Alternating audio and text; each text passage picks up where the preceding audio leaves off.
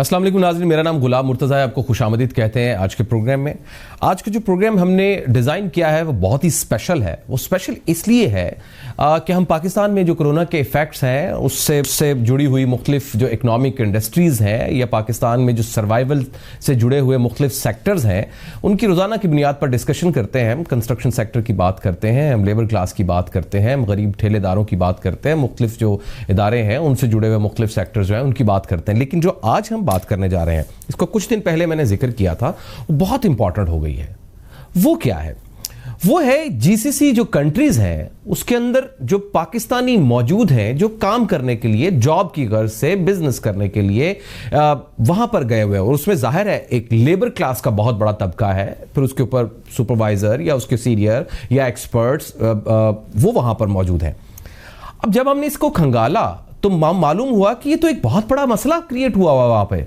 वहां तो बहुत सारे और मसाइल आए हुए हैं। जो लॉकडाउन की पाकिस्तान में पोजीशन है उससे तो कई गुना ज्यादा वहां पर सख्त पोजीशन है। मिसाल के तौर पर अब अरब ममालिक के अंदर लगा लें, कर्फ्यू तक की पोजीशन है। फाइन बहुत महंगे महंगे होने के चांसेस हैं अगर आप बाहर निकलते हैं या कर्फ्यू को तोड़ने की कोशिश करते हैं। स्कूल्स बंद हैं। तो इसको जब मजमूई तौर पर कलेक्टिवली हमने समझा तो इसके अंदर तो सिर्फ यही नहीं बल्कि इस मामले के साथ यानी ओवरसीज जो एम्प्लॉयमेंट प्रमोटर्स की एक इंडस्ट्री है पूरी पाकिस्तान के अंदर चल रही है, जिसकी वजह से ओवरसीज बहुत बड़ा ज़र मुबादला पाकिस्तान भेजते हैं। जो ये यहां से स्किल्ड वर्कर्स को या लेबर को दूसरे ममालिक में भेजते हैं और वहां से ज़र मुबादला आता है, वो टोटल ठप होकर बैठ गई है क्योंकि काम तो कोई हो नहीं रहा है। थोड़ा सा और हमने इसको खंगाला तो पता चला कि जो लोग वहां पर मौजूद हैं, रह रहे हैं, वो खुद बहुत ज्यादा परेशानी में हैं। उनके भी बहुत सारे और सेगमेंट्स नजर आए। एक जो जॉब कर रहे हैं वो घरों में बैठे हुए हैं, जॉब्स नहीं, उनको सैलरी आ रही नहीं आ रही वो एक अलग बात है। फिर कुछ ऐसे लोग हैं जो किसी प्रोजेक्ट्स के ऊपर काम कर रहे थे, वो प्रोजेक्ट्स बंद हो चुके हैं या खत्म हो चुके हैं, वो फंसे हुए हैं। अच्छा, कुछ लोग ऐसे हैं जो चंद महीने पहले गए हैं और कुछ लोग ऐसे हैं जिनके वीजाज रेडी हैं, उन्होंने जाना था लेकिन वो नहीं जा सके, वो यहां भी बेरोजगार होकर बैठे हैं और वहां से उनको कुछ अर्निंग भी नहीं आ रही है। ये मजमूई तौर पर ये मैंने आपको एक मुख्तसर सा खुलासा बताया है। इसको जब हमने जमा किया तो ये तो एक बहुत बड़ा मसला क्रिएट होता हुआ नजर आ रहा था। तो आज इसी मसले को डिस्कस करने के लिए मैंने एक बार फिर से दावत दी है। मेरे साथ मौजूद है चेयरमैन स्टैंडिंग कमेटी एफपीसी इकराम कुरैशी साहब और साथ में vice chairman Pakistan overseas employment promoter association POEPA इसे कहते हैं, अतहर इकबाल साहब मेरे स्टूडियोज में ही मौजूद हैं। आप दोनों का सर बहुत बहुत शुक्रिया। कुरैशी साहब, सबसे पहले मैं आपकी तरफ आ रहा हूं। मैंने बहुत शॉर्ट इंट्रो इसलिए रखा ताकि मैं जरा ज्यादा से ज्यादा जान सकूं। I am a layman, total layman, मुझे जितनी की समझ आई है उससे ज्यादा इसके मसाइल हैं। सबसे पहले तो सर ये कहिएगा कि ये जो जीसीसी ममालिक हैं, खासतौर पर सऊदी अरब या दुबई वगैरह में, कितने पाकिस्तानी हैं, कितने इफेक्ट हो चुके हैं उसमें, ये जरा समझाइएगा और इनके हालात अब कैसे हैं? जी बिस्मिल्लाहिर्रहमानिर्रहीम। कैपिटल टीवी का मैं शुक्रगुजार हूँ कि पहले भी इस मसले को जब स्टार्ट हुआ है तो स्टार्ट कैपिटल टीवी की तरफ से ही ये इसका आगाज़ हुआ है। इस वक्त जीसीसी कंट्रीज़ में पाकिस्तानियों की जो तादाद है, स्पेशली मैं बिलखसूस बात करूँगा नंबर 1 के ऊपर, जो एक्सपोर्ट ऑफ मैन पावर है वो सऊदी अरेबिया में होती है। सऊदी अरेबिया में तकरीबन इस वक्त 24 से 25 लाख लोग हैं, जिसके अंदर 4 से 4.5 लाख डिपेंडेंट्स हैं। डिपेंडेंट्स मीन उनके फैमिली हैं, बच्चे हैं, बाकी लोग हैं। इसी तरह यूएई में तकरीबन 11 लाख हैं।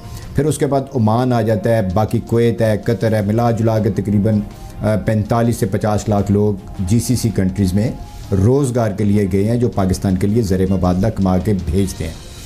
अच्छा, इस वक्त 31 मार्च तक थोड़ा सा मैं इसको हाईलाइट करना चाह रहा हूँ। माशाल्लाह मुर्तज़ा साहब, आपने बड़ी इसके ऊपर वर्किंग की है, ये मुझे पता चल गया, पूरी तैयारी के साथ आप आए हैं आज। 31 मार्च तक पाकिस्तान से तकरीबन 1,38,000 वर्कर्स जीसीसी कंट्रीज़ और बाकी ममालिक में जा चुके थे। इसके साथ साथ 70,000 वीज़ाज लगे पड़े हैं जिनके प्रोटेक्टर हो चुके हैं।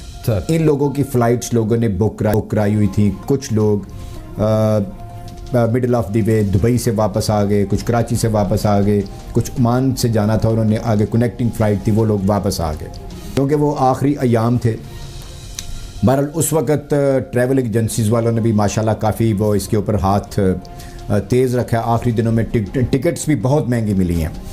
इसके साथ साथ वो वीज़े जो कि पाकिस्तान में आ चुके थे, जिन लोगों ने बाहर जाना था, जिनकी परमिशन हुई थी, वो तकरीबन 1,04,000 के लगभग वीज़े हमारे पास मौजूद थे। इतनी रिक्वायरमेंट पाकिस्तान में आ चुकी थी। कहने का मकसद ये है कि पाकिस्तान के लिए और ओवरसीज़ के लिए और पाकिस्तानियों के लिए ये ओवरसीज़ जो मिनिस्ट्री है इसका ग्राफ बहुत ऊपर जा रहा था। हम इसको एक्सपेक्ट कर रहे थे कि एंड ऑफ दिसंबर ये जाके 5 या 6 लाख को ज़रूर टच करेगा। लेकिन बहरहाल कोरोना या कोविड-19 की वजह से ये एक इम्पैक्ट हुआ है, जिस वजह से ये सारी चीज़ें पूरी दुनिया की इंडस्ट्री टोटल मुंजमद है, उसमें हम लोग भी अफेक्ट हुए हैं। ठीक है। अच्छा, जहाँ तक इस वक्त प्रेजेंट सिचुएशन है सऊदी अरेबिया की, वो भी ज़रा मैं आपको बता दूँ। लेकिन इससे पहले मैं ये चाहूँगा, कल एक बहुत अच्छी खबर यूएई की तरफ से आई है, वो बताना मैं ज़रूर बताना इस वक्त बड़ी इम्पॉर्टेंट है। जिस वक्त मायूसी का माहौल हो को अच्छी खबर आती है तो वो एक बहुत बड़ी हमारे लिए खुशखबरी है। सबसे अच्छी खबर ये हुई है कि सफारती सतह के ऊपर और वजारती सतह के ऊपर पाकिस्तान का और यूएई के आपस में रवाबत हुए हैं। ठीक है। जिसमें जुल्फी बुखारी साहब कि हम मनसब बाकी यूएई में जो थे, जो भी लेबर मिनिस्टर हैं, उनका आपस में एक कांटेक्ट हुआ है। ठीक है। टेलीफोनिक रब्ता या स्काइप के ऊपर हमने देखा है वो उनकी बातचीत हुई है। सबसे बड़ी बात इसमें यह हुई है, 5-6 चीज़ें तय हुई है। ठीक है। उसमें यह हुआ है कि यूएई हुकूमत ने पाकिस्तान को जो मुलाजमीन हैं यूएई के अंदर, जो पाकिस्तान के मुलाजमीन हैं, उन्होंने इंश्योर किया है कि उनका तहफ़्फ़ुज़ यूएई गवर्नमेंट करेगी। उसके बाद वीज़ों की मियाद में तोसी का ऐलान कर दिया है। फिर उसके बाद बरतरफ जो मुलाजमीन थे उनको मुकम्मल वो बाकायदा तहफ़्फ़ुज़ देंगे, कानूनी तहफ़्फ़ुज़ देंगे। वो लोग जो वीज़े पे गए हुए थे या इस तरह के लोग हैं, उनका भी वो सारा टाइम जो है, ये ड्यूरेशन उनकी भी एक्सटेंड हुई है। फिर उसके बाद उन्होंने एक वर्चुअल जॉब्स का अनाउंस किया है, यानी जो लोग इस वक्त अनएम्प्लॉयड में हैं वो बाकायदा वर्चुअल की एक साइट है जो कैपिटल टीवी वाले डेफिनेटली इनकी स्क्रीन के ऊपर वो डिस्प्ले दिखाया बिल्कुल वो उसके ऊपर जाके जो वर्कर्स घर पे बैठे हुए हैं वो अप्लाई कर सकते हैं। जो एम्प्लॉयर्स जिनको उनकी रिक्वायरमेंट है डेफिनेटली वो लोग उनको अपने पास वो रखेंगे। और दूसरा सबसे बड़ी बात यह है कि पाकिस्तानियों की वापसी के लिए फ़्लाइट ऑपरेशन की बहाली का एक बहुत बड़ा मुस्बत इक़दाम हुआ है। बहरहाल ये दोनों ममालिक का हम लोग तहे दिल से शुक्रगुजार हैं कि ये एक ब्रेक थ्रू है और ये बहुत अच्छी न्यूज़ है पाकिस्तानी वर्कर्स के लिए, ओवरसीज़ पाकिस्तानी वर्कर्स के लिए। देखें, एक बंदा जब बाहर जाता है कि पूरी की पूरी फैमिली उसके ऊपर डिपेंडेंट होती है, ये पाकिस्तान का एक कल्चर है। बहरहाल आगे दूसरा, इस वक्त की जो सिचुएशन आपने पूछी है सऊदी अरेबिया में, इस वक्त 24 आवर का कर्फ्यू है। ठीक है। जद्दा में, दमाम में, रियाज में, ये तकरीबन सारी दुनिया इस वक्त सब टीवीज़ के ऊपर ये चल रहा है। प्रोजेक्ट्स की ये पोजीशन है कि जो प्रोजेक्ट्स आउट ऑफ सिटी हैं वो कुछ प्रोजेक्ट चल रहे हैं, कुछ प्रोजेक्ट्स बंद हैं। और कुछ एम्प्लॉइज़, ये देखें पाकिस्तान के अंदर जो हम लॉकडाउन की पोजीशन में बैठे हुए हैं, इधर मेरा ख्याल है कि तमाम के तमाम लोग, 80% लोग घरों में बैठे हुए, बल्कि 90% लोग घरों में बैठे हुए हैं और काम कोई भी नहीं हो रहा। 15-16 दिन से हमारे ऑफिसेज भी बंद हैं, टोटल ठप करके हम लोग बैठे हुए हैं। सऊदी अरेबिया में कर्फ्यू की ये पोजीशन है, अगर कोई बंदा बाहर जाता है, पकड़ा जाता है, उन्होंने 10,000 रियाल की पेनल्टी लगाई है ताकि इसको इंश्योर किया जाए कि लोग घरों में बैठे और ताकि ये बीमारी जो है आगे स्प्रेड ना हो सके। बहरहाल इसमें कुछ चीज़ें ऐसी भी हैं, कुछ प्रोजेक्ट्स के ऊपर काम जो हो रहा है वो 6 घंटे का काम हो रहा है। ओवर टाइम की फैसिलिटी इस वक्त नहीं है। मेरी अपने पाकिस्तानी वर्कर से ये रिक्वेस्ट है, ये सिचुएशन इस वक्त एक आप कह लें कि बड़ी ड्रास्टिक किस्म की पोजीशन है, एमरजेंसी की पोजीशन है। अगर आपका एम्प्लॉयर आपसे को बार्गेन करना चाहता है सैलरी के बारे में, मेरा ख्याल है this is the best time, आप उनके साथ नेगोशिएट करें जो भी सैलरी वो देते हैं, ताकि ये 2-3 महीने इसी तरीके से गुजर जाए। क्योंकि पाकिस्तान में अगर वापस आएंगे तो इधर के हालात आप लोगों के सामने हैं। पहले ही बेरोज़गारी भी है, लेकिन एक चीज़ ये है कि अगर कोई पाकिस्तानी वापस आ भी जाते हैं, जिस तरीके से दुबई में एक चल रही है र्यूमर के 25 से 30 हज़ार पाकिस्तानी वापस आएंगे जी। मैं पहले भी कह चुका हूँ कि सऊदी अरेबिया या जीसीसी कंट्री से जो लोग पाकिस्तान आना चाहते हैं जी, उसमें पाकिस्तान के कौंसलेट, पाकिस्तान के कौंसल जनरल्स को रोल प्ले करना चाहिए कि उनको कोशिश करें कि उनके एम्प्लॉयर से बात करें, उनको एग्जिट री एंट्री के ऊपर भेजें 6 महीने के लिए, 9 माह के लिए, ताकि वो वापस जाने का उनका रास्ता रहे, ताकि पाकिस्तान में आके दोबारा फिर वो उसी सोचो विचार में पड़ जाएंगे। जो लोग बाहर जॉब करके आते हैं उनका पाकिस्तान में आके सेट होना बहुत मुश्किल होता है, क्योंकि उन्हें फॉरेन जॉब्स का जो एक्सपीरियंस होता है वो फिर वो फैसिलिटीज पाकिस्तान में नहीं मिलती। इजाजत दे मैं आपको एक सवाल एक कर लूं। सिर्फ यही मसले नहीं है सर, मैं ये भी देख रहा हूं कि जाहिर है वहां पर फैमिलीज भी हैं और काफ़ी ज़्यादा फैमिलीज हैं, फैमिलीज के साथ उनके बच्चे भी हैं, स्कूल्स तो बंद हैं, ऑनलाइन क्लासेस चल रही हैं, और ये जो जीसीसी कंट्रीज होती हैं यहाँ पर अमूमी तौर पर पाकिस्तानी स्कूल होते हैं जिसको एम्बेसीज रन कर रही होती हैं, उनकी क्या सिचुएशन है? ये बड़ा ज़बरदस्त आपने पॉइंट मेंशन किया है। इस वक्त जिस तरह मैंने आपको बताया कि तकरीबन 4 से 4.5 लाख डिपेंडेंट्स हैं हज़ारों के हिसाब से। ये तो सऊदी अरेबिया की मैंने आपको फिगर दी है, तो इसको तकरीबन आप कह लें 5 से 5.5 लाख पूरे जीसीसी कंट्रीज में डिपेंडेंट्स हैं। और हर मुल्क में पाकिस्तान एम्बेसी का अपना स्कूल है जिसमें हज़ारों के हिसाब से पाकिस्तानी बच्चे पढ़ रहे हैं। आजकल कोरोना की सिचुएशन में ऑनलाइन क्लासेस हो रही हैं, जो उनके पेरेंट्स हैं वो भी घरों पे बैठे हैं, उनको पता नहीं तनख्वाह मिलनी है या नहीं मिलनी, वो बाद के मसले मसाइल हैं, लेकिन इस वक्त उनकी ऑनलाइन क्लासेस हो रही हैं। मेरी जुल्फी बुखारी साहब से भी या जो भी इनके स्कूल हैं जो मैनेज कर रहे हैं उन अथॉरिटी से मेरी रिक्वेस्ट है कि ऑनलाइन क्लासेस के लिए अगर वो फ़ी पे नहीं कर सकते तो उनका वो कंप्यूटर कोड ऑफ कर दिया जाता है। बड़े लोग इस वक्त मुश्किल में हैं, ये इस वक्त कसम पुरसी का आलम है। मैंने जिस तरह पहले बताया कि एमरजेंसी की सिचुएशन है, लोग घरों में बैठे हुए हैं, एटलीस्ट उनको ये वेवर मिलना चाहिए कि ऑनलाइन क्लासेस की फीसिस उनसे ना ली जाए। बिल्कुल सही। अगर ये समझते हैं कि आपके अखराजात स्कूल के पूरे नहीं हो रहे, एटलीस्ट 50% फीस के ऊपर उनको वेवर जरूर मिलना चाहिए। ये मेरा ख्याल है बड़ा इंपॉर्टेंट, उधर की जो फैमिलीज हैं उनके लिए इंतहाई इंपॉर्टेंट इश्यूज हैं। ठीक है, अब मैं जरा अतर साहब की तरफ आना चाह रहा हूँ। अतर साहब, चूंकि आपका ताल्लुक Pakistan overseas employment promoters association के साथ है, आप यहाँ पर से बहुत सारी स्किल्ड वर्कर्स को, लेबर्स को दूसरे ममालिक में भेजते हैं। सर, जो प्रमोटर्स हैं यहाँ से लेबर भेजते हैं अरब ममालिक के, उनका तो सर्वाइवल बहुत मुश्किल में पड़ गया होगा, तो कैसे सर्वाइव हो रहा है, क्या हालात हैं आपके? मैं आपके चैनल का मशकूर हूँ कि आपने प्रमोटर एसोसिएशन प्योपा का नुक्ता नज़र के लिए अपना हमें मुद्दा बयान करने के लिए यहाँ पे बुलाया है। सबसे पहले तो मैं ये बताऊँ कि हमारे 2500 प्रमोटर हैं जो इस एसोसिएशन और जो बाहर बैरून ममालिक, हम लोग अपने मदद आपके तहत ये अपनी मार्केटिंग करके जीसीसी कंट्री में नई मार्केटिंग में हम लोग अपने वर्कर्स को भेज रहे हैं। ठीक है। जो दूसरे ममालिक में इस टाइम पे वर्कर हैं उनकी तनख्वाहें कम की गई हैं, ओवर टाइम ख़त्म हो गया, 6 घंटे की अगर काम ले रहे हैं तो 6 घंटे का वो कर रहे हैं। कई ममालिक में सिर्फ फूड अलाउंस दिया जा रहा है। ठीक है। हमारे प्रोफेशन का जो चलना है ये सबसे आखिर में नज़र आता है, और इसका इन्हिसार होगा दूसरे ममालिक पर जिन्होंने हमसे अफरादी कुव्वत लेनी है और जिस टाइम पे एयरलाइन वगैरह चल रही है। हमारे मुल्क में जो भी हुकूमत आती है वो इसको ओवरसीज़ पाकिस्तानियों को ऑन करती है, उनके ज़रिए मुबादला से बजट बनाया जाता है, उनकी हौसला अफजाई के लिए हर दफ़ा वो लोग ओवरसीज़ पाकिस्तानियों की तरफ देखा जाता है। जिन मुश्किलात से ओवरसीज़ प्रमोटर अपने वर्कर्स को बाहर भेज रहा है, इसकी वजह से ओवरसीज़ बनते हैं वो मगर उनको ऑन करने के लिए ना हुकूमत ना कोई अदारा कि उनकी सहूलियात के लिए कोई ऐलान नहीं हो रहा है। हमने वज़ीर आज़म पाकिस्तान को भी, जुल्फी बुखारी साहब को भी, डीजी ब्यूरो काशिफ नूर साहब को भी एसोसिएशन बेस पे एप्लीकेशन भेजी है कि 2 से 5 मिलियन तक का लोन प्रमोटर्स को दिया जाए। आगे आने वाले 5, 6, 7 महीने हमारा बिजनेस नजर नहीं आ रहा। जिस टाइम तक ये कोरोना वायरस खत्म नहीं होता, दूसरे ममालिक उसके लिए मेडिकल की कौन से चेकअप के साथ बुलाते हैं, उस टाइम तक लोगों ने अपने दफातर के किराए देने, लोगों की तनख्वाहें देनी है।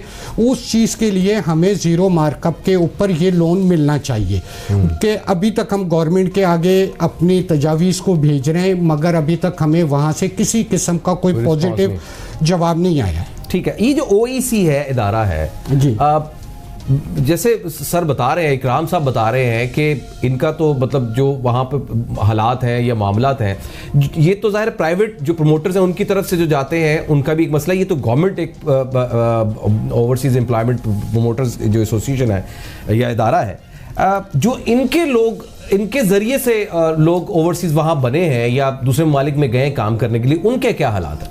ओवरसीज एम्प्लॉयमेंट कॉरपोरेशन गवर्नमेंट का एक इदारा है जिसका लाइसेंस नंबर 1 है, हमारी तरह ही उनका लाइसेंस है।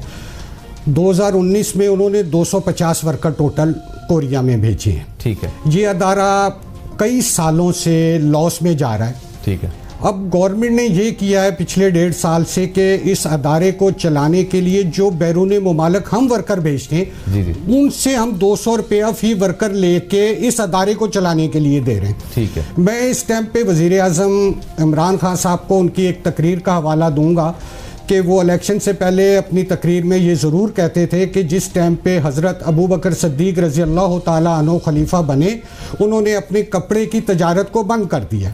जिस टाइम पे एक बिज़नेस हम लोग प्राइवेट सेक्टर कर रहे हैं और उसमें हमने पिछले साल 6,22,000 बंदों को प्राइवेट सेक्टर ने भेजा है और उधर ओवरसीज एम्प्लॉयमेंट कॉरपोरेशन 250 आदमियों को भेज रही है और उनसे अदारा नहीं चल रहा है। तो खुदारा हमारे कंपटीटर गवर्नमेंट ना बने, उस अदारे को बंद करे कि जाने वाले वर्कर से आप 200 रुपया हमसे लेके उस अदारे को चला रहे। या तो उस अदारे को चलाने के लिए आप लोग भी मार्केटिंग करें, वीजे लाएं और उस अदारे को चलाएं।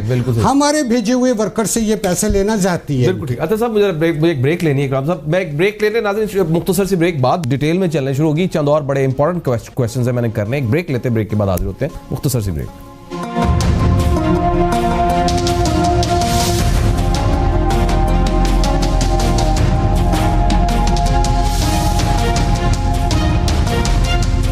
ब्रेक के बाद आपको खुशामदीद कहते हैं। जो डिस्कशन हमारी चल रही है वो बड़ी ही हैरानकुन भी उसमें कुछ हकायक आ रहे हैं, लेकिन उसमें बहुत सेटिस्फैक्ट्री चीज़ें भी समझ आ रही हैं। अतर इकबाल साहब, वाइस चेयरमैन पोएपा और चेयरमैन स्टैंडिंग कमेटी FPCCI, इकराम कुरैशी साहब मेरे साथ मौजूद है। इकराम साहब, आप ही की तरफ आता हूँ। दो चीज़ें, तीन बल्कि चीज़ें मैंने पूछनी है कि वहाँ पर ज़ाहिर है डेड बॉडीज़ भी पड़ी होंगी दूसरे ममालिक के अंदर, उनको भी लाना है, लेकिन चलो मैं इस पर बाद में आता हूँ। सबसे बड़ी बात यह है कि इकॉनमी पर इसके क्या इफेक्ट्स आ रहे हैं, पाकिस्तान की इकॉनमी पर इस सिचुएशन के। ये भी बड़ा इम्पॉर्टेंट आपका सवाल है, क्योंकि ज़र मुबादला जो था पाकिस्तान का लास्ट ईयर जी, जो रिकॉर्डेड ज़र मुबादला था, मेरा ख्याल है 23 या 24 बिलियन का बिलियन था। अच्छा, ये तकरीबन आप कह लें कि इस वक्त अप टू 31 ऑफ मार्च जी जी तकरीबन $17 बिलियन आ चुका था जी। इसके बाद बाकी जो 3 माह रह चुके हैं, आपके सामने ये सिचुएशन है। लोग घरों में बैठे हैं, ट्रैफिक चल नहीं रही, टैक्सी ड्राइवर्स मौजूद नहीं है, non availability of the conveyance, आप बाहर जाएं तो पुलिस खड़ी है। फिर उसके बाद ये है कि आगे फिर ये है कि ये होगा कि लोगों ने अपने पास कुछ ना कुछ चीज़ें रखनी है ताकि वो अपने आगे 3 माह के लिए सर्वाइवर के लिए उन्होंने रखना है। तो हम लोग जो एक्सपेक्ट कर रहे हैं मैक्सिमम 2 से 3 बिलियन तक एक्सपेक्टेड है वो अमाउंट आए, लेकिन उसका भी ये ज़रूर है कि कुछ आगे ईद आ रही है, रमज़ान आ रही है, लोगों ने ईद करनी है, लोग उनकी फैमिली के मेंबर जो सऊदी अरेबिया में बैठे हैं उन्होंने बैक होम अपने बच्चों के लिए कुछ फैसिलिटीज़ प्रोवाइड करने के लिए डेफिनेटली वो पैसे वगैरह भेजेंगे। इसके साथ साथ जो आपने मुझे मेरा डेड बॉडीज़ के बारे में पूछा है, ये मैंने चंद दिन पहले बाकायदा इसके बारे में थोड़ी सी डिटेल ली थी। पूरे ये GCC कंट्रीज़ में इस वक्त तकरीबन 80 to 90 के लगभग जी जी ये डेड बॉडीज़ हैं। फ्लाइट ऑपरेशन हो नहीं रहा, बल्कि आज मैं किसी जगह पे देख रहा था कि कुछ लोगों ने सऊदी अरेबिया में दमाम के एरिया में उन्होंने परमिशन लेके उधर ही उन्होंने तदफीन का सिलसिला शुरू किया है, लेकिन उनके लवाहकीन पीछे वेट कर रहे हैं। ये लेकिन किसी का फॉल्ट नहीं है, all what happened it's a natural effect है, लेकिन अल्लाह ताला हमारी मदद फरमाए। इसमें सऊदी गवर्नमेंट बे इंतहा एक्सपैट्रिएट्स का ख्याल भी रख रही है। मेरी इसमें एक चीज़ जो मैं मिस कर गया था, वो लोग जो पाकिस्तान वापस आएंगे खुदा न खास्ता, एक तो ये है कि वो पाकिस्तानी होंगे, हम उनको डेफिनेटली वेलकम भी करेंगे। खान साहब ने एक बहुत बड़ा प्रोजेक्ट जो अनाउंस किया है, एक प्रपोजल दिया है अपना कंस्ट्रक्शन फील्ड के लिए उन्होंने जो मुराद दी हैं, तो ज़ाहिर है ये पाकिस्तानी जो बाहर रह के आए हैं एक्सपर्ट होंगे, अपनी एक्सपर्टिस भी इधर देंगे, लेकिन इनके लिए कुछ वो लोग हैं इनके अंदर जो बिल्कुल हैंड टू माउथ हैं, जो एक वक्त का खाते हैं, दूसरे वक्त का नहीं होती। 800 या 900 रियाल उनकी सैलरी होती है। जब वो पाकिस्तान आते हैं कुछ पैसे उन्होंने उधर रखते हैं, जब पाकिस्तान आते हैं तो उनके पास इधर इतने वसाइल अवेलेबल नहीं होते। मेरी ये रिक्वेस्ट है कि जो आपने कंडीशन एहसास प्रोग्राम में पासपोर्ट की रखी है, एटलीस्ट उसको रीविजिट करें, उसके ऊपर इन लोगों को अपॉर्चुनिटी दें। जो जरूरी नहीं है कि सब लोग अप्लाई करें, जो लोग डिजर्विंग है, जो लोग अभी आप ये कह रहे हैं कि जो दूसरे ममालिक, जिस ममालिक में लोग अफराद बैठे हुए काम कर रहे हैं, उनके लिए कम से कम वेव ऑफ कर दिया जाए, ये मतलब इसका? नहीं, इनका ये मतलब नहीं है। जो लोग वापस आए, ठीक है, जो लोग वापस आते हैं उनमें से अगर कोई डिजर्विंग लोग हैं या उनमें से जो अप्लाई करते हैं, एग्जैक्टली। अब आने वालों के लिए भी हमें प्रायोरिटीज अपनी सेट करनी पड़ेंगी। उनमें से कौन लोगों को, किन को पहले आप भेजेंगे? सबसे पहले उन्हीं को भेजना चाहिए जो बिल्कुल बेयारो मददगार हैं, जिनके कोई पीछे नहीं है, आगे नहीं है, सिर्फ वो वेट कर रहे हैं वापस आने का।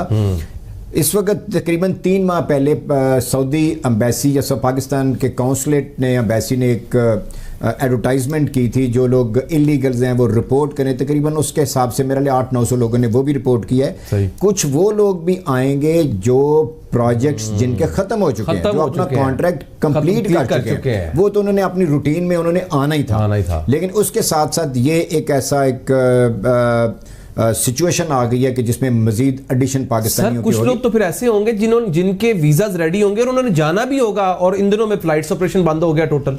बिल्कुल एग्जैक्टली वो मैंने बताया कि वो कुछ लोग छुट्टी पे भी आए हुए थे। हाँ जी। एक तो वो एरिया है, प्लस कुछ लोग जिनके वीजे लगे हुए थे।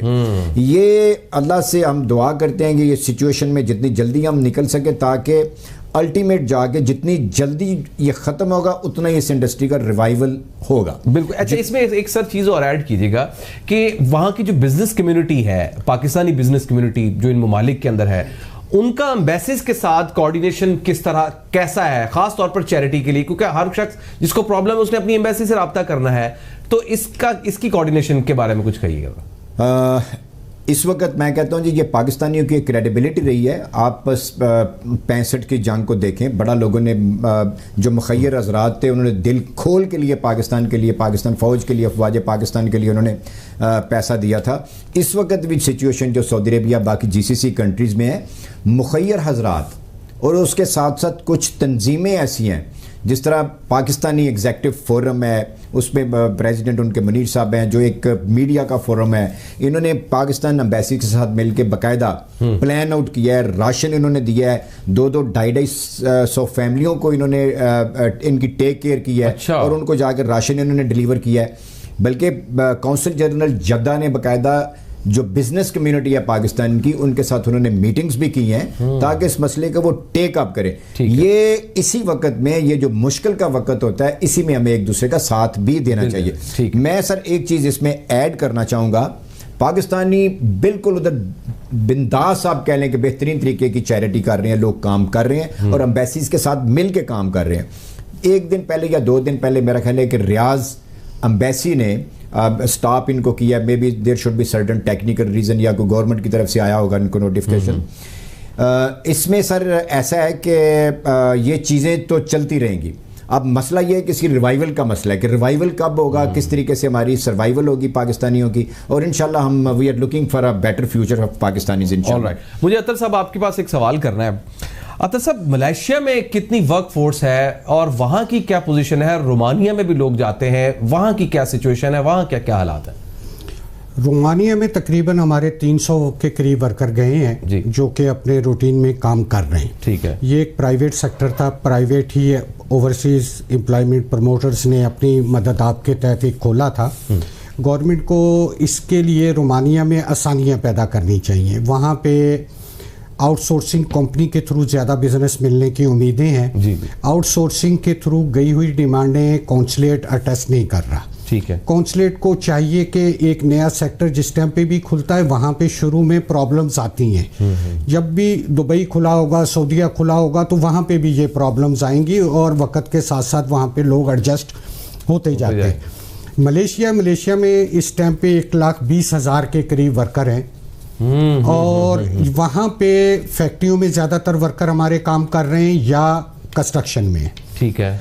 ज़्यादा तादाद हमारी फैक्ट्रीज में है, फैक्ट्री टोटल बंद है इस टाइम पे। ठीक है। कंस्ट्रक्शन के प्रोजेक्ट भी उनके बंद है, वहां पे कंपनियां किसी किस्म की सैलरी नहीं दे रही, फूड अलाउंस दे रही। अच्छा कि भाई आप सर्वाइव कर ले अपने घर में। कर ले। लेकिन वो तो लोग रेंटों पे भी रहते हैं, रेंट्स पर रहते हैं। नहीं, वहां पे कंपनी रहायश दे रही है, मेडिकल दे रही है, ट्रांसपोर्ट वगैरह दे रही है। ठीक है, वो कंपनी के जिम्मेदार। अब वहां के CW का किरदार अदा करना चाहिए, एम्बेसी को करना चाहिए कि वर्करों के कैंप में जाके उनको मोटिवेट करें कि ये मुश्किल हालात हैं, अगर कंपनी आपको इस टाइम पे फूड अलाउंसेस वगैरह दे रही हैं, ये चंद महीने के बाद आपको तनख्वाहें वगैरह, अलाउंसेस वगैरह सारी चीजें मिलेंगी, कि लोग जज्बाती होके फूड अलाउंस के ऊपर वहां ना रुकें और वापस आएं। उससे हमारे मुल्क में बेरोजगारी भी बढ़ेगी और हमारी गवर्नमेंट को भी प्रॉब्लम्स होगी। इसलिए वहां पे एम्बेसी को अपना किरदार मजबूत अदा करना चाहिए। ठीक है। अच्छा, इसमें इकराम साहब, सऊदी गवर्नमेंट का किरदार कितना अहम है, या दुबई के अंदर या जो अरब ममालिक है जहां पर हमारी मैन पावर है, ख़ास तौर पर सऊदी अरब, जिस तरह से हमने एम्बेसीज की बात की, वहाँ जो बिजनेस कम्युनिटी है पाकिस्तानी जो है, जो वो चैरिटी की बात की है, तो इसी के पैरेलल सऊदी गवर्नमेंट क्या कर रही है? देखिए जी, इस वक्त क्योंकि सबसे ज़्यादा मैन पावर हमारी सऊदी अरेबिया में है। जी हाँ। सऊदी गवर्नमेंट ने इस मसले को बड़ा अहसन तरीके से, बड़े अच्छे तरीके से टेक अप किया हुआ है। उनकी कोऑर्डिनेशन बाकायदा पाकिस्तानी एम्बेसीज के साथ है, और उसके साथ साथ जो पाकिस्तानी जो लीडिंग आप कह लें जो कम्युनिटी है, उनके साथ भी उनके रवाबत हैं, और बाकायदा उन्होंने उधर साइट्स दी हुई हैं कि आप अपने घरों में बैठे, बाहर नहीं आपने निकलना। बाकायदा कोरोना के बारे में उन्होंने पूरी लोगों को इन्फॉर्मेशन दी है, इसका इम्पैक्ट कैसे है, सेफ्टी कैसे करनी है, लोगों का डिस्टेंस कैसे होना चाहिए, सैनिटाइजर इस्तेमाल करना है। ये बाकायदा तकरीबन आप कह लें कि अपनी अपनी कंपनीज के जरिए उनको ये पूरी इंफॉर्मेशन मिल रही है। अच्छा। इसके साथ साथ ये है कि सऊदी गवर्नमेंट ने बाकायदा साइट्स अनाउंस किए हैं कि आप इसके ऊपर जाके ऑर्डर कर सकते हैं, बाहर आप ना जाएं। जो लोग अफोर्ड कर सकते हैं, बाकायदा डॉक्टर्स घर बैठ के, पेशेंट्स घर बैठ के डॉक्टर्स के साथ ऑनलाइन मशवरा कर सकते हैं, मेडिसिन घर पे डिलीवर हो रही हैं, और उसके साथ साथ जो भी आपने करना, खाने की बाकायदा उन्होंने साइट्स दी हुई हैं। यानी जो मैक्सिमम फैसिलिटी इस वक्त सऊदी गवर्नमेंट पाकिस्तानी बल्कि नहीं पूरे एक्सपैट्रिएट्स को दे रही है, उसका मेरा ख्याल जवाब नहीं है। इसी तरीके से बाकी GCC कंट्रीज़ वो भी हर मुल्क बढ़ के इस वक्त जो है वो एक्सपैट्रिएट्स का ख्याल रख रहा है। हमें उनका शुक्रगुजार होना चाहिए। हम पाकिस्तान की तरफ से, पाकिस्तानी अवाम की तरफ से, तमाम GCC ममालिक के वी आर रियली थैंकफुल, जिस तरीके से जिस मुश्किल हालात में वो पाकिस्तानी कम्युनिटी को सपोर्ट कर रहे हैं या लुक आफ्टर कर रहे हैं। इसका मेरा ख्याल है किसी जगह के ऊपर इस तरह की मिसाल ऐसी मौजूद नहीं है। ठीक है, यानी पाकिस्तानी को मुतमिन रहना चाहिए कि उनका ख्याल हो रहा है। मैं कहता हूँ जी कि इस वक्त माशाल्लाह हमें इसके लिए बिल्कुल अपसेट नहीं होना चाहिए। एक चीज़ ये है कि हमें दुबई में जो पाकिस्तानियों ने किया है, स्ट्राइक कर दी, ये किया, हमें इस वक्त पैनिक में आने की बिल्कुल ज़रूरत नहीं है। जिस मुल्क में ये लोग रह रहे हैं, जिस GCC कंट्री में ये लोग बैठे हुए हैं, उनके लॉ एंड ऑर्डर को फॉलो करें ताकि उनकी वो अच्छे तरीके से प्रोटेक्ट करें, क्योंकि आइंदा भी हमने एक्सपोर्ट ऑफ मैन पावर का काम करना है, पाकिस्तानी लोगों को बाहर भेजना है।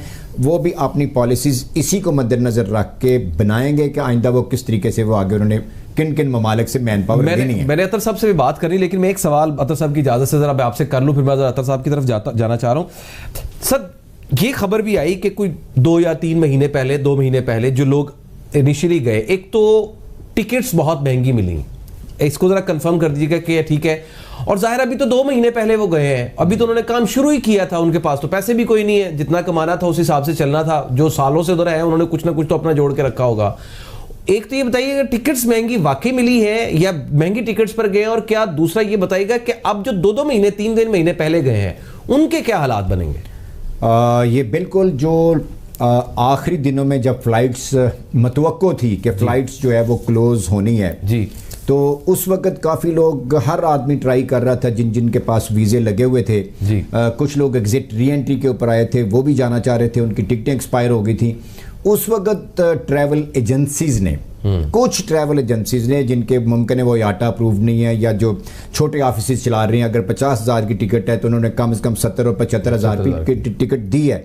उस वक्त हमारी भी मजबूरी थी, वर्कर्स की भी मजबूरी थी, ताकि वो वापस जाएं और जाके अपना काम स्टार्ट करें। खैर इस मौके के ऊपर इन लोगों को इस तरह की वो सिचुएशन में ओवर प्राइसिंग नहीं करनी चाहिए थी। सही। तो बहरहाल ये एक एड्रेसेबल सिचुएशन है। अब ये है कि वो लोग जो आ गए हैं पाकिस्तान, जो लोग छुट्टियों पे आए हुए हैं, जी हाँ, उनके लिए भी मेरी आपसे रिक्वेस्ट है कि उनको घबराना नहीं चाहिए। ऑटोमेटिकली सऊदी गवर्नमेंट ने 3 महीने के उनके लिए एग्जिट एंटी उनकी वो एक्सटेंड कर दी है, उनके अकामे एक्सटेंड कर दिए हैं। और उसके बाद अगर कोई बंदा फिर भी रह जाता है तो कैपिटल टीवी की तरफ से मैं ये बता रहा हूँ कि एक साइट अबशर है। अबशर में दिखाई वो अबशर वाली जरा दिखा दे, एक नजर जरा दिखा दे जरा। अबशर के ऊपर आप अपनी पूरी डिटेल देंगे। मुमकिन है कि किसी जगह के ऊपर बाज़ तरह का टेक्निकल प्रॉब्लम हो जाता है तो आप अपना पूरा डाटा उसमें देंगे तो ऑटोमेटिकली आपकी प्रॉब्लम जो है वो एड्रेस होगी। सर एक शॉर्ट क्वेश्चन, फिर मैं जरा अख्तर साहब को कहना है, वी हैव 2 मिनट्स, मुझे मुख्तसरन बताइएगा पीआईए का जो किरदार है वो क्या हो सकता है या किया जाना चाहिए इस वक्त की सिचुएशन में? बिल्कुल जी, मेरी जो न्यूज़ है उसके मुताबिक सऊदी सिविल एविएशन अथॉरिटी ने मुख्तलिफ ममालिक की एयरलाइन को जी बाकायदा उन्होंने नोटिफाई किया है कि आप अपनी जो है ना वो एयरलाइन को स्टार्ट करें। तो इस वक्त मेरा ख्याल है कि पाकिस्तान एयरलाइन को फौरी तौर पर यह स्टेप ले लेना चाहिए। जिस तरीके से उन्होंने दुबई में फ़ज़ाई सर्विस बहाल करने की सहूलत मैसर कर दिया है या उन्होंने ऐलान किया है, तो इसी तरीके से सऊदी अरेबिया के लिए भी इनको करना चाहिए ताकि जो लोग आना चाहते हैं वो टाइम के ऊपर आएँ और अपनी फैमिली में आके वो इस सिचुएशन में वो टाइम अपना गुजारें। बादल साहब मुख्तसरन कहिएगा कि आप मसाइल का हल क्या है आपके पास, कुछ शॉर्ट, क्योंकि 1 मिनट मेरे पास है, क्या हल है? क्योंकि आपकी इंडस्ट्री ने कभी मदद नहीं ली, सबसे ज्यादा ओवरसीज यही बनाते हैं, लेकिन अब जरूरत है, तो अब हल क्या है इसका? इस टाइम पे तो हम गवर्नमेंट की तरफ देख रहे हैं, उसका हल गवर्नमेंट के पास है। सबसे पहले तो जो वर्कर गए हुए हैं उन वर्कर को उधर रोकना है, ठीक है, और गवर्नमेंट ये श्योर करे कि जो वर्कर वहां रह रहे हैं उनको बेसिक सैलरी वहां पर मिल रहा है, और जिस जगह पे फूड अलाउंस नहीं मिल रहा या प्रॉब्लम में वर्कर हैं उन तक फूड अलाउंस पहुंचे या फूड पहुंचे ताकि वर्कर के लिए वहां पे आसानी हो। उसके बाद गवर्नमेंट को चाहिए कि ओवरसीज एम्प्लॉयमेंट प्रमोटरों के लिए जो उन्होंने गुजारिशात अपनी जुल्फी बुखारी साहब को भेजी हैं, वजीर आजम साहब को भेजी हैं, उन पर अमल दरामद करे, बिल्कुल उनके लिए आसानियां पैदा करे। थैंक यू अतर इकबाल साहब, इकराम आप सबका बहुत बहुत शुक्रिया। बहुत इंफॉर्मेटिव प्रोग्राम आज हुआ, मैंने कोई अपनी जाती कमेंट नहीं दे रहा, उसकी वजह यह है कि बहुत ही इंफॉर्मेटिव प्रोग्राम हो गया है, इंशाल्लाह आपके लिए मददगार होगा। मुझे इजाजत दीजिए, अल्लाह ने के बाद।